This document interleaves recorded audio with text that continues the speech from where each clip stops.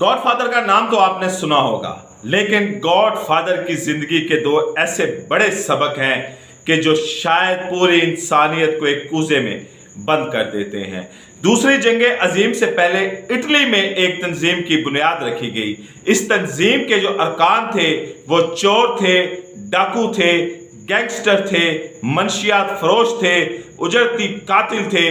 खां कोई भी छोटे से छोटा जुर्म करने वाला था वो इस तंजीम का मेंबर था। यह तंजीम आगे चलकर माफिया के नाम से मशहूर हुई। इसके लोग माफिया कहलाए और इसका लीडर गॉडफादर कहलाया।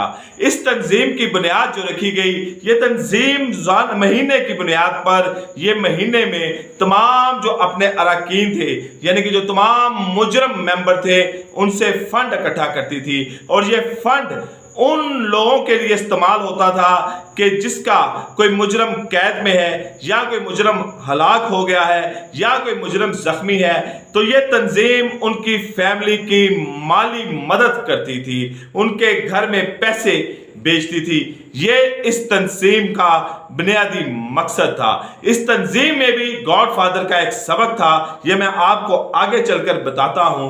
गॉडफादर शुरू में एक छोटा सा मुजरम था, लेकिन ये इंतहाई शातिर और कायदाना सलाहियतें रखने वाला इंसान था। यह 25-30 साल आगे की सोचता था। इसने 1937 में 1937 में एक दिलचस्प मंसूबा बनाया।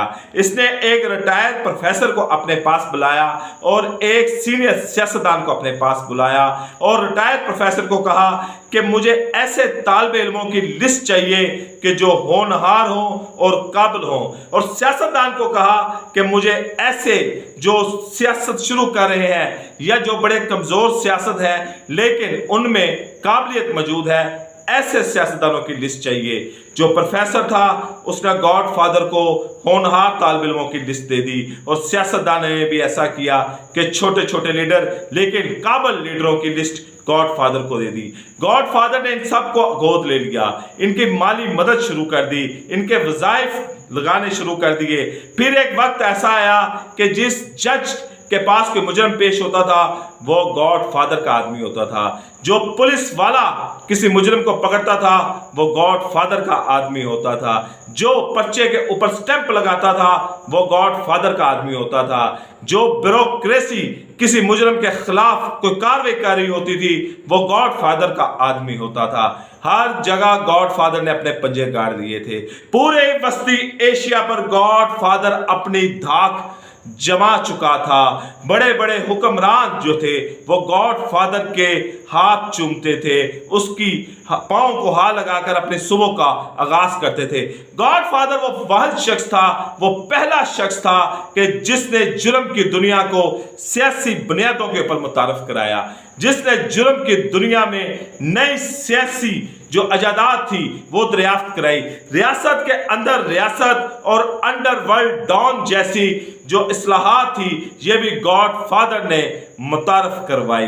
गॉडफादर का बीबीसी ने इंटरव्यू किया और उनसे पूछा कि आपने तंजीम क्यों बनाई, तो गॉडफादर ने कहा कि जब मैंने देखा कि यहाँ पर टांगा वालों की यूनियन है, रक्षा वालों की यूनियन है, नाइयों की यूनियन है, लीडरों की यूनियन है, बिजनेसमैनों की यूनियन है, स्टूडेंट्स की यूनियन है, तो मैंने सोचा कि हम जो जुर्म का धंधा करते हैं हमारी भी अपनी ऑर्गेनाइजेशन होनी चाहिए। इसलिए मैंने इस तंजीम की बुनियाद रखी और मैंने इतना शर दुनिया में फैला दिया है कि जब तक खैर बांटने वाले लोग मुत्तहिद नहीं होंगे, इकट्ठे नहीं होंगे, ये शर का मुकाबला नहीं कर सकते। मैंने मुत्तहिद होकर तमाम शरीरों को इकट्ठा कर कर पूरी दुनिया में शर फैला दिया है। गॉडफादर न्यूयॉर्क में बैठकर कराची में बंदा मरवा देता था। यह उसकी सियासी इस्लाहात थी जो उसने जुर्म की दुनिया में दिया और पहला पैगाम दिया कि जब तक खैर बांटने वाले इकट्ठे नहीं होंगे शर हमेशा फलता फूलता रहेगा। दूसरा सबक गॉडफादर की जिंदगी से यह मिलता है कि गॉडफादर जब आखिरी सांसें ले रहा था उसने अपने बेटे को बुलाया और अपने बेटे को कहा कि हम पूरी दुनिया के ऊपर अपने खौफ की वजह से हुकूमत करते हैं। हमारी सल्तनत आज टिकी हुई है तो वो खौफ की वजह से टिकी हुई है। हमारा धंधा खौफ का धंधा है, डर का धंधा है। लेकिन मेरी एक बात याद रखना, हमारी सल्तनत को तब तक कोई नुकसान नहीं पहुंचा सकता जब तक तुम ईमानदार बंदे से नहीं टकरा जाते। मेरी तुम्हें ये नसीहत है, मेरा ये मशवरा है कि अगर जिंदगी में तुम्हें कोई ईमानदार आदमी टकरा जाए तुम्हारे साथ, तो अपना रास्ता बदल देना, कभी भी ईमानदार आदमी से मत टकराना, वरना हमारी सल्तनत धड़म करके नीचे गिर जाएगी, हमारी सल्तनत पाश पाश और रेजा रेजा हो जाएगी अगर तुम किसी ईमानदारी से टकरा गए।